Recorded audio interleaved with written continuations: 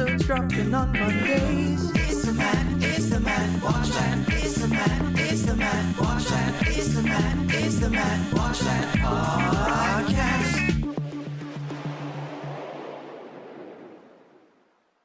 Hey, you're listening to the Matt Watch That podcast, the place for reviews, rants, and randomness.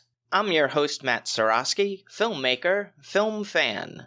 Each episode, I'm going to watch a movie or TV pilot that I probably should have seen but never got around to. It could be a recent favorite, critic's choice, or cult classic. Everyone can join in on the fun. Follow me on Twitter, Instagram, and Facebook at Matt Seroski. You can subscribe to my YouTube page where I'll post videos and clips from the show. If you have any opinions on what I've discussed or suggestions as to what I should see next, use the hashtag MattWatchThat on social.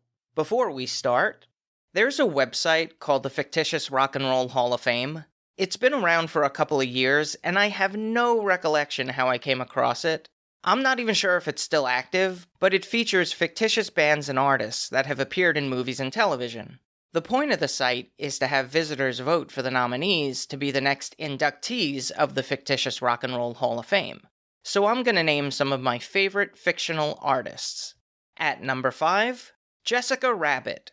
Who Framed Roger Rabbit is one of my favorite animated movies. I think it's genius. The animation, the storyline, the world that they created. It's the only time we'll ever see Disney characters and Looney Tunes together on screen.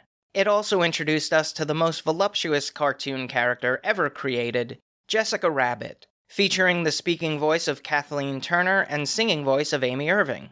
She did marry a rabbit, and gives all of us funny guys a chance that we'll land a beautiful girl. Number 4, Jessie and the Rippers, from Full House. The group had a major hit in Japan called Forever. It was written by Dennis Wilson and Greg Jacobson, originally recorded by the Beach Boys on their 1970 album Sunflower. They provided background vocals on the cover, which was released by Fat Fish Music. It was performed again in the series spin-off Fuller House. Have mercy. Number 3. I honestly can't decide between two of the bands featured on the show South Park. There was Faith Plus One, the Christian rock group which Eric Cartman formed to hop on the bandwagon of the genre's popularity. Similarly, when boy bands were at their peak, Cartman and his friends created Finger Bang, which was one of the funniest episodes in the series. When Kenny inevitably gets killed, Stan's father, Mr. Marsh, is added to the group. Number 2, Spinal Tap. Comprised of David St. Hubbins, Nigel Tufnell, Derek Smalls, and a rotating membership of unfortunate drummers. On a scale of 1 to 10, I give this group, well, you know. It was just announced that a Spinal Tap sequel is being produced by Castle Rock Entertainment, with Rob Reiner returning as director and Michael McKean, Christopher Guest, and Harry Shearer reprising their roles. A couple of honorable mentions. Michigan J. Frog from Looney Tunes. I don't think it should be held against him that he had stage fright. Jem and the Holograms. They were truly outrageous. Alvin and the Chipmunks. Animals Who Can Sing. Count me in. The Monkees. Again, Animals Who Can Sing. What was that? They're not real monkeys? Oh. And Christopher Gaines. That's when Garth Brooks decided to create a pop star alter ego for a movie that never came to fruition. We did get a cringy behind the music episode out of it. Check that one out. And at number 1, my favorite fictional group, Dr. Teeth and the Electric Mayhem. Members include Dr. Teeth on keyboards, Janice on guitar, Floyd Pepper on bass, Zoot on saxophone, and Animal on drums. I'm not exaggerating when I say there are 3 people who inspired me to be a drummer: Mick Fleetwood, Liberty DeVito, and Animal. They're occasionally joined by trumpet player Lips and pianist Rolf the Dog. I have to give a shout out to their Muppet brethren, The Nightmare from Emmett Otter's Jug Band Christmas. The Electric Mayhem's hits include Can You Picture That from the Muppet Movie, Nightlife in The Great Muppet Caper, and You Can't Take No for an Answer from Muppets Take Manhattan. They also performed the rockiest version of Jingle Bell Rock from my favorite Christmas special, A Muppet Family Christmas. Who are some of your favorite fictional bands from movies and television? Hit me up on social media with the hashtag MattWatchThat. On to the main attraction. Each review will end with a ranking out of 5 stars. 1 star is skip it, 2 stars, watch at your own risk, 3 stars, standard fare, 4 stars, worth checking out, and 5 stars, must see. Now, if I give a title 5 stars, it doesn't mean I'm comparing it to Casablanca, Jaws, or Seinfeld. I rank titles based on other movies or TV series in that genre and at that time period. So let's jump into it. These are my ruminations and observations of the movie Old School from 2003. So how'd I miss it? I have no idea. This came out a year before 2 of my favorite comedies of the aughts, Anchorman and Dodgeball, both of which have overlapping casts. So naturally you'd think I'd go back and watch it, but never did. It was directed by Todd Phillips, who helmed Road Trip, The Hangover Trilogy, Due Date, and Joker. It was announced that the sequel, Joker 2, will be a musical. So that will be interesting. He's been nominated for 4 Academy Awards. The screenplay was co-written by Todd Phillips and Scott Armstrong, who collaborated on Road Trip, The Hangover Part 2, and School for Scoundrels. It was based on a story they wrote with Court Crandall. This is something to look out for.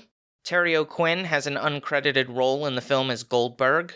Most people will know him as Locke from the series Lost, though us old school fans, pardon the pun, recognize him from The X-Files, Millennium, and other Chris Carter ventures. The movie stars Luke Wilson as Mitch Martin. He appeared in the short film Bottle Rocket in 1994, which was written by his older brother Owen Wilson, and directed by Wes Anderson.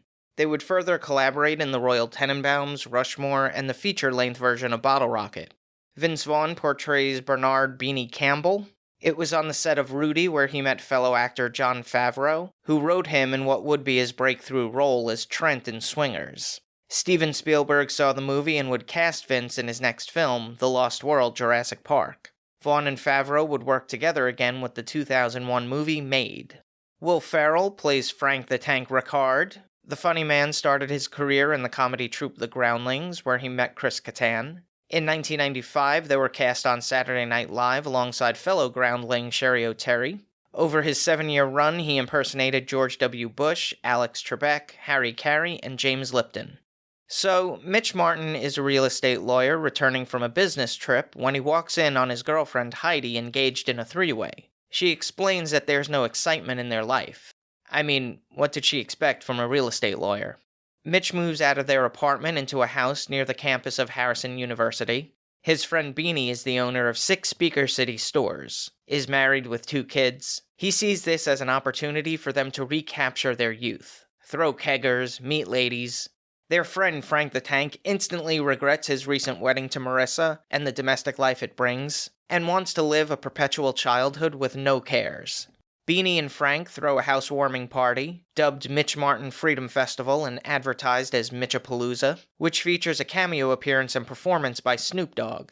That night, Mitch hooks up with a young lady who turns out to be his boss's daughter. If that weren't enough, the next morning, they're visited by their old friend Rodney's younger brother, Gordon Pritchett, played by Jeremy Piven, who informs them that he's the dean of the university, and the house has been rezoned as a college property for campus use only. Mitch has 1 week to vacate the premises. Beanie comes up with a scheme to create Lambda Epsilon Omega, a non-exclusive fraternity egalitarian brotherhood, where community status and age have no bearing. There will be a loose affiliation with the university which makes them eligible to stay in the house, and will allow them to continue to keep their good times going. But the dean will not be deterred in shutting them down. Here's a quote without context. "Don't say sorry to me, Frank. Say it to the baby." Old School delivers on the type of comedy that you'd expect from the frat pack. The 3 leads have great chemistry and their styles complement each other. Luke Wilson is the awkward straight man, Vince Vaughn is the talkative schemer, and Will Ferrell is the man-child. It has a pretty notable supporting cast: Ellen Pompeo, Juliette Lewis, Leah Remini, Craig Kilborn, Sean William Scott, Alicia Cuthbert, Artie Lang, and Rob Corddry. Not all the comedic elements are there. It's not consistent with the laughs, but there's enough funny scenes to hold you over. In particular, the Rush initiation gave me the biggest laughs. There was a scene with a mascot that was really funny. But some of the scenes feel more like sketches that were put in the movie to pad the runtime, versus ones that move the story forward. I do appreciate that they tried to balance out the comedy with some heart, but those elements take a backseat to the main storyline. Overall, it's simplistic and funny, which I think is what the audience expects from this type of movie from this creative. Now for a little trivial trivia. The rhythmic gymnastics scene was originally written for Luke Wilson, but citing exhaustion, it was given to Will Ferrell.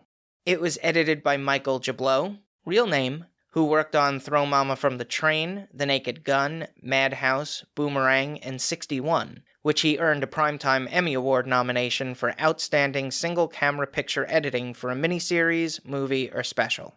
The score was composed by Theodore Shapiro, who wrote the music for Wet Hot American Summer, 13 Going on 30, Dodgeball, The Devil Wears Prada, and Tropic Thunder. The soundtrack featured songs by Whitesnake, Metallica, Duran Duran, Bill Withers, and Simon & Garfunkel. The runtime is 1 hour 30 minutes. Remember when comedies used to be under 2 hours? That's called appropriate. It had a budget of $24 million and grossed $87 million at the box office. A sequel was written by Scott Armstrong, but failed to attract original stars Will Ferrell and Vince Vaughn. I give it 3.5 out of 5 stars. You can see the foundation of comedy that movies like Anchorman and Dodgeball built upon to almost perfection, in my opinion. Take off half a star if you don't like either of those movies. If you've seen Old School and have opinions on the movie, let me know what you think using the hashtag MattWatchThat. Moving right along, each episode I'm going to post clips that I think people should watch. It could be movie trailers, music videos, interviews, or something completely random. Search for my YouTube page and there will be a playlist called Matt Watch That Playback. Tim Minchin is a talented Australian stand-up comedian and even more brilliant musician. My friend Maureen, whom I've mentioned before and is well known within comedy circles, invited me to see his show at Town Hall in Manhattan. Afterwards, she brought me backstage and initially we were in his dressing room, but there were so many people around that Tim had actually left and was standing in the hallway talking with someone. So I sidled out to where he was and waited patiently, and when he was done talking with his friend, we made eye contact and greeted each other. I told him I was a friend of Maureen and that I enjoyed his show. He complimented me on my shoes, they were gray Converse, which I still have to this day, and said he had that exact pair. We spoke about a couple of British television programs that he had made an appearance on, including some panel shows, which he gave me some behind-the-scenes tidbits on. All in all, we probably spoke for less than 5 minutes, but he couldn't have been more down to earth. It was one of the easiest conversations I've ever had with a celebrity. Outside of comedy, he's written the music and lyrics for 2 Broadway shows, Matilda and Groundhog Day. He acted in season 6 of the Showtime series Californication, and starred in and developed the series Upright for Fox Showcase. But his main act is comedy, combining humorous observations with complex musicianship. I've selected a couple of songs which I'll post. 2 are from his stand-up routines, Prejudice and Dark Side. 1 is from a special, Lullaby. And the last is from the Olivier-winning, Tony-nominated Matilda. They're all available in the Matt Watch That Playback playlist on YouTube. Check it out. Now it's time for the recommendation. Yes, that's the word recommendation with Matt in the middle. I'm going to end each podcast with my own recommendation of a movie or TV series. Today I'm talking about Hot Ones, created by Christopher Schoenberg and Sean Evans, who is also the host. Took me a while to get around to it, but now I'm addicted. Even if I'm not interested in the celebrity or guest, it's still an entertaining watch. Basically, it's an interview show. Except during the conversation, they eat chicken wings with hot sauce that gets progressively hotter. Now, I like spicy food, so I think I can get pretty far down the line, but here's the problem. I don't have a weak stomach, but when I'm not feeling well, it's always my stomach. I don't get earaches, sore throats, rare if I have a headache, but my tum-tum, it gets upset. So I'm not sure how much I'd be able to take.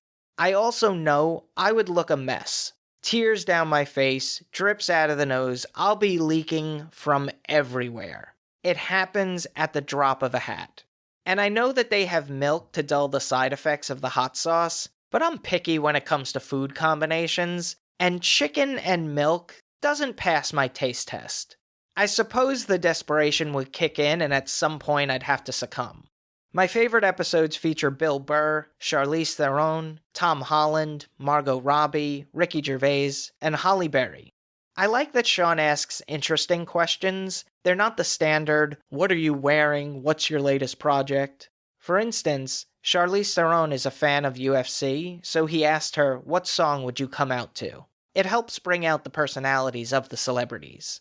Hot Ones has been on for 17 seasons, 243 episodes from 2015 to present. The series airs on YouTube. The majority are under 30 minutes. Bon appetit. That's all for this edition of Matt Watch That. Thanks for listening to me babble. You can follow me on Twitter, Instagram, and Facebook at Matt Seroski. You can subscribe to my YouTube page where I'll post videos and clips from the show. If you have any opinions on what I've discussed or suggestions as to what movie or TV pilot I should see, use the hashtag MattWatchThat on social. Head over to mattseroski.com for the latest news and updates, and come back next time for all the reviews, rants, and randomness.